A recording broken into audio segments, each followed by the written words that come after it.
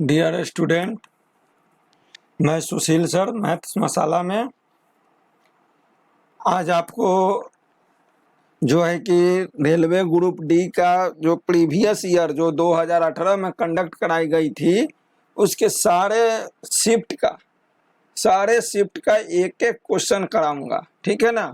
तो आप लोग जो चैनल पर नए हैं तो चैनल को सब्सक्राइब कर लीजिए। वीडियो पसंद आए लाइक कीजिएगा। कोई सुझाव हो या किसी तरह का सवाल हो तो कमेंट कीजिएगा और चैनल पर बने रहिए। चैनल के माध्यम से आपको सारे क्वेश्चन कराए जाएंगे टोटल शिफ्ट का। तो हम लोग स्टार्ट करते हैं। देखिए, और इसमें आपको कॉन्सेप्ट भी दिया जाएगा। ठीक है ना। ऐसा नहीं है कि केवल सॉल्यूशन कर दिए और लीजिए आपका हो गया। अगर थोड़ा सा भी क्वेश्चन उलट फिर आएगा तो कैसे बनाना है वो समझना होगा आपको। तो चलिए देखिए, यहाँ पर कहता है कि यदि 0.41 बार, देखिए 0.41 बार को साधारण भिन्न के रूप में लिखते हैं तो जाहिर सी बात है कि हम लोग लिखते हैं 4/999999 इस तरह से बोल रहा है। ठीक है ना। जबकि ये चीज आपको, ये डी का एग्जाम है इसलिए आपको डायरेक्ट वे में नहीं पूछ रहा है। ठीक है। तो यहाँ पर केवल पूछ रहा है कि एन का मान क्या होगा, मतलब कितना 9 होगा। तो जैसे देखिए एक एग्जाम्पल देखिए, पॉइंट के बाद अगर 2 डिजिट है, पॉइंट के बाद अगर एक अंक है तो और बार लगा हुआ है तो ये हो जाएगा a/9। यहाँ एन का वैल्यू क्या हो गया 9, एन बराबर 9 और एन का वैल्यू कितना जा रहा है 1। ठीक है ना। इसी तरह से अगर 2 अंक के ऊपर बार लगा हुआ है तो ए बी और ये हो जाएगा 999। ठीक है ना नीचे। तो यहाँ एन का वैल्यू क्या हो जाएगा 2 हो जाएगा। अगर 3 डिजिट के ऊपर बार लगा हुआ है ए बी सी तीनों के ऊपर तो ये हो जाएगा ए बी सी और 999। ठीक है।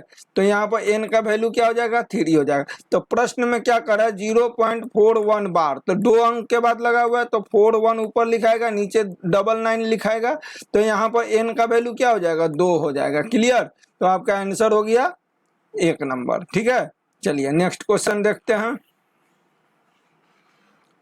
सारे क्वेश्चन का कॉन्सेप्ट समझते जाइएगा।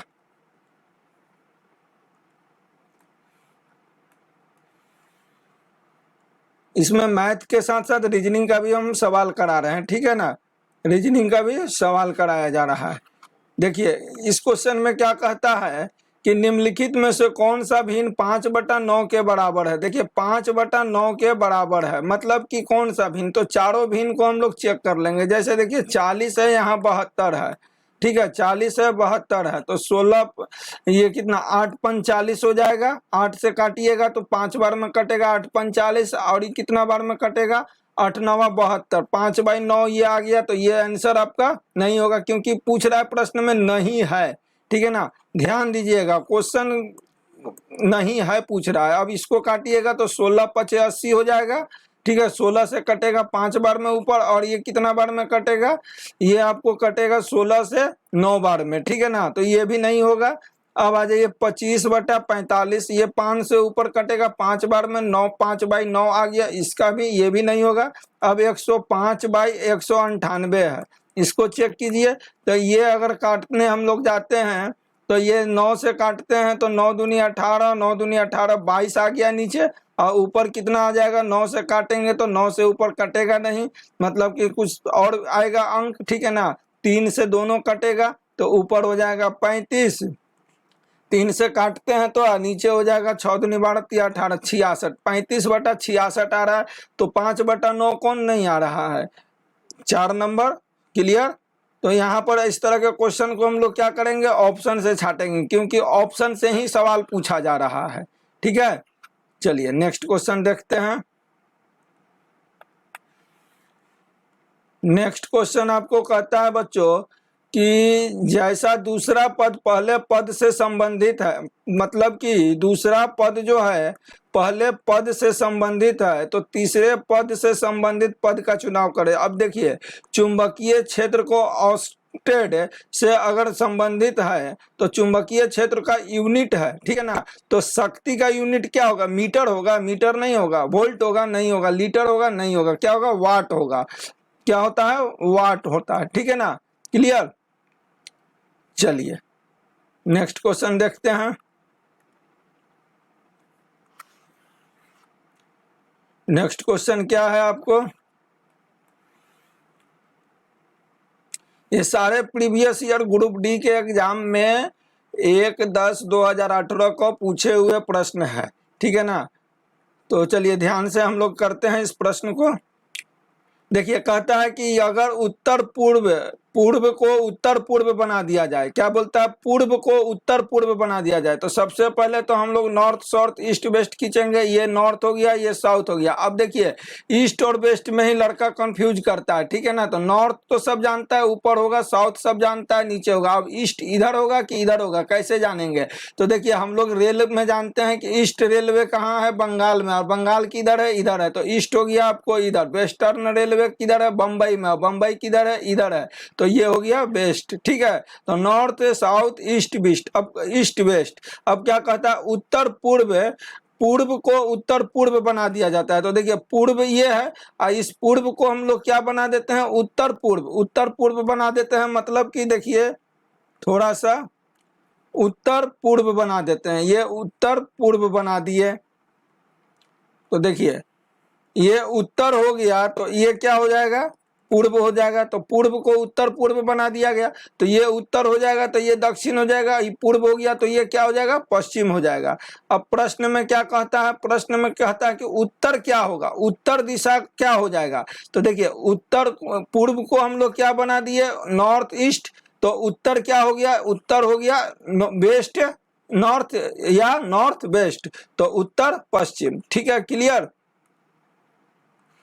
एकदम डायग्राम खींच दीजिए बिना कुछ सोचे, टाइम बचाना है। चलिए नेक्स्ट क्वेश्चन देखते हैं। ये भी क्वेश्चन बहुत अच्छा क्वेश्चन है। कहता है कि ये आंकड़े 2016 में विभिन्न शहरों में हुए बच्चों के टीकाकरण की संख्या की जानकारी को दर्शाता है। यदि टीकाकरण किए गए बच्चों की कुल संख्या 2016 में 1,20,000 थी। कितना थी 2016 में, टीका कितना बच्चों को पड़ा, 1,20,000 बच्चों को टीका पड़ा, ठीक है ना। तो कहता है कि शहर बी में कुल कितने बच्चों को टीका पड़ा, बी शहर में कितने बच्चों को टीका पड़ा। तो बी शहर का परसेंटेज हम लोग ये पाई चार्ट से निकालेंगे। देखिए पाई चार्ट में बी शहर का परसेंटेज कितना दे रहा है, बी शहर का परसेंटेज आपको पाई चार्ट में दे रहा है बच्चों 30%। कितना दे रहा है, 30%, ठीक है। तो 30% हम निकाल देंगे, क्योंकि 1,20,000 लड़कों को टीका पड़ा, ठीक है ना। और 30% 20 शहर में, तो 30% निकाल देंगे। तो 30% का मतलब होता है 3/10।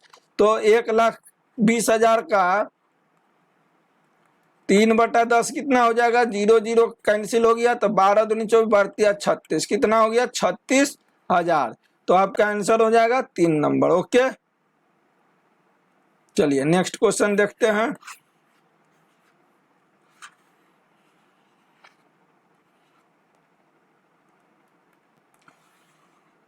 देखिए नेक्स्ट क्वेश्चन क्या कहता है कि कूट भाषा में क्या बोलता है कि कूट भाषा में टर्न को STQM के रूप में लिखा जाता है। तो LIMP के लिए कोड क्या होगा। देखिए ऐसे जब कूट भाषा का प्रश्न है ना, तो आपको तो चाहे तो ABCD का अंक याद कर लीजिए, या फिर ऐसे सबसे पहले एग्जाम में लिख लीजिए ABCDE, फिर लिखिए FGHIJKLMNOPQRSTUVWXYZ, ठीक है। अब इसके बाद इस कूट भाषा में कुछ मतलब 10-12 पॉइंट होते हैं, ठीक है ना। मतलब कि ट्रिक बोलिए, कॉन्सेप्ट बोलिए, या जो भी इसको बोला जाए, वो 10-12 हम लोग बैठा के चेक करते हैं, ठीक है। लेकिन जनरली 1-2 से ही पता चल जाता है कि किस पैटर्न पर आपको जा रहा है कूट, ठीक है। जैसे अब अगर हम लोग SSC वगैरह का एग्जाम देने बैठेंगे तो उसका कूट जो है कि थोड़ा सा डिफिकल्ट रहता है, लेकिन ग्रुप डी का कूट इजी रहेगा, ठीक है। तो देखिए यहाँ कूट हम लोग मिलाते हैं। टी को क्या लिख रहा है, एस लिख रहा है, टी को एस लिख रहा है। तो देखिए तो टी के पहले एस है, ठीक है, टी के पहले एस है, ठीक है। तो एल इसी तरह से एक और चेक करेंगे, यू को क्या लिख रहा है, टी लिख रहा है, यू को क्या लिख रहा है, टी लिख रहा है, तो यू के पहले टी है, ठीक है। तो अब इस कूट को हम लोग लेंगे एल के, तो एल है ना, तो एल के पहले क्या है, देखिए तो एल के पहले क्या है, के है, तो के लिख दिए, और ये आई है, तो आई के पहले क्या है, एच हो गया, एच लिख दिए। अब देखिए एम क्या है, एम, एम के पहले क्या है, एल है, तो एल लिख दिए, और पी के पहले क्या है, पी के पहले आपको एम एन ओ है, तो ओ लिख दिए, ठीक है। तो आपका आंसर हो गया के एच एल ओ, के एच एल ओ, क्लियर। चलिए नेक्स्ट देखते हैं।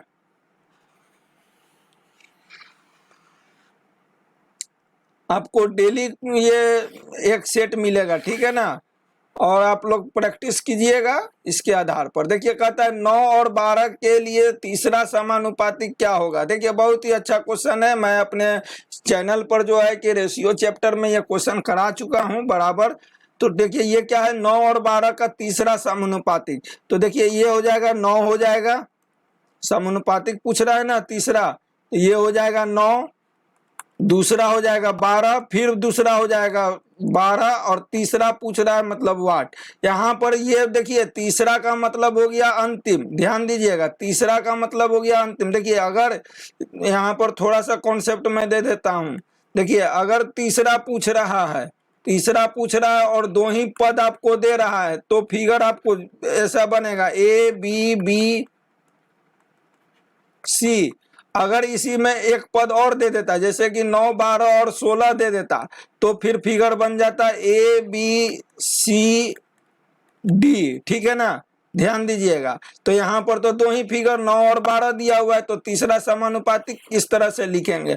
और इसका हम लोग जानते हैं कि बाहर बाहर का और अंदर अंदर का गुना होता है, तो बाहर बाहर का गुना कर दीजिए, तो 9 गुना वाट हो गया 9 वाट, अब 12 गुना 12 लिख दिए, ये 3 से कटेगा 4 बार में, फिर ये 3 बचेगा, फिर ये 3 से कटेगा 4 बार में, वाट बराबर आ गया 16, आपका आंसर हो गया 3 नंबर, क्लियर।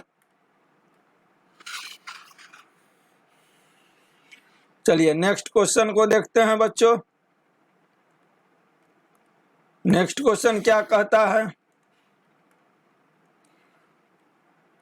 देखिए ये रीजनिंग का सवाल है। नेक्स्ट क्वेश्चन कहता है कि दर्पण में एम एन क्या है, एक दर्पण है, ठीक है ना, एम एन एक क्या है, दर्पण है, ठीक है ना।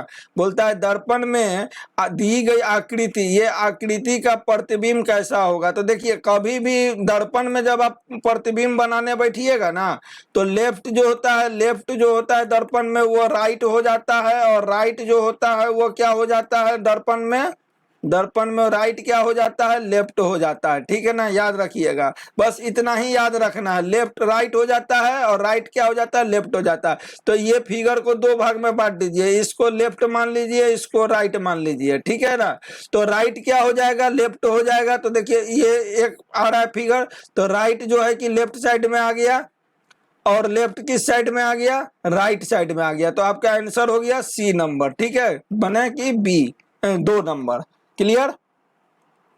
और कुछ नहीं, अगर यही प्रश्न आपको वाटर में पूछता ना, वाटर में पूछता, ठीक है, वाटर में अगर यही प्रश्न पूछता, तो अप जो है डाउन हो जाता है, अप क्या हो जाता है, डाउन हो जाता है वाटर इमेज में, और डाउन जो होता है वो क्या हो जाता है, अप हो जाता है। बस इतना ही कॉन्सेप्ट है इस चैप्टर का।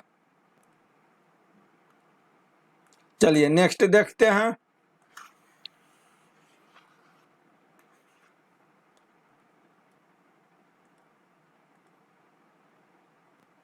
नेक्स्ट क्वेश्चन है, देखिए ये रिलेशनशिप का क्वेश्चन है बच्चों।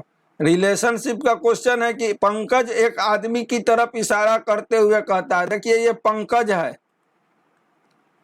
पंकज जो है एक आदमी को इशारा करते हुए कहता है, किसको, एक आदमी की ओर, मतलब इस आदमी के बारे में बता रहा है पंकज। पंकज क्या कहता है इशारा करते हुए कि वह मेरे चाचा, माने पंकज के चाचा, ठीक है, की बेटी, चाचा की बेटी, तो फिर ऊपर लेके चले जाइए, बेटी हो गया, माने चाचा की बेटी, माने पंकज का एक तरह से भाई हो गया, बहन हो गई, और बेटी का भाई है, बेटी का भाई है, बेटी का ये भाई है।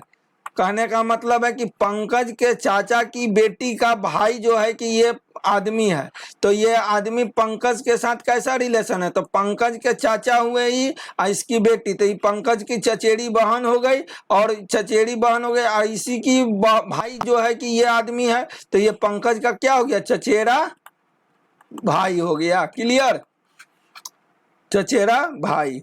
चलिए नेक्स्ट क्वेश्चन देखते हैं। एकदम इजी क्वेश्चन आता है, थोड़ा सा ध्यान दीजिए, आप लोग को एकदम क्लियर हो जाएगा। ग्रुप डी का एग्जाम कोई टफ नहीं है। चलिए देखिए ये क्वेश्चन, देखिए ये क्वेश्चन क्या कहता है। ये क्वेश्चन में आपको कहता है कि निम्न विकल्प में से उस चित्र का चयन कीजिए जो उपरोक्त चित्र में प्रश्न चिन्ह के स्थान पर आएगा। देखिए प्रश्न चिन्ह के स्थान पर कौन सा चित्र आएगा, देखिए यहाँ ध्यान दीजिए क्या हो रहा है बच्चों। देखिए ये किस तरह का है सिंबल, ये ऐसे ऐसे ऐसे घूमा, ठीक उसके नीचे वाला क्या कर रहा है, नीचे वाला ठीक देखिए उसके अपोजिट घूम रहा है, ऐसे ऐसे ऐसे ऐसे घूमा, तो ठीक ऊपर वाला ऐसे ऐसे ऐसे अगर घूमेगा, घूम रहा है, तो नीचे वाला ऐसे ऐसे ये होगा। ठीक है ना, तो आपका आंसर हो जाएगा सी। फिगर कौन सा आएगा इसमें, सी, मतलब ऐसे, सॉरी ऐसे आएगा, ऐसे आएगा, ऐसे आएगा, ऐसे आएगा। ठीक है, क्लियर। फिगर देखना है कि किसमें मैच कर रहा है। चलिए नेक्स्ट क्वेश्चन करते हैं। मैं रीजनिंग का भी सवाल ले लिया हूं और मैथ्स का भी सवाल ले लिया हूं, तो आप लोग ज्यादा वो मत होइएगा परेशान। ऐसा नहीं है कि मैं मैथ्स मसाला रखा हूं चैनल का नाम तो केवल मैथ्स ही पढ़ाऊंगा और पढ़ाता हूं। मैं रीजनिंग भी पढ़ाता हूं, लेकिन ये ग्रुप डी में एसएससी में रीजनिंग में कुछ बेसिकली पढ़ाने के लिए है ही नहीं। देखिए कहता है कि निम्नलिखित कथनों और निष्कर्षों को पढ़िए और निर्णय कीजिए कि दिए गए कौन से दो निष्कर्ष कथनों का अनुसरण करता है। देखिए कहता है सभी चारपाई होटल है। देखिए पहले ऐसे बनाइए, ये क्या है, चारपाई है, चारपाई है, और सभी चारपाई क्या है बाबू, कभी सभी चारपाई क्या है, होटल है।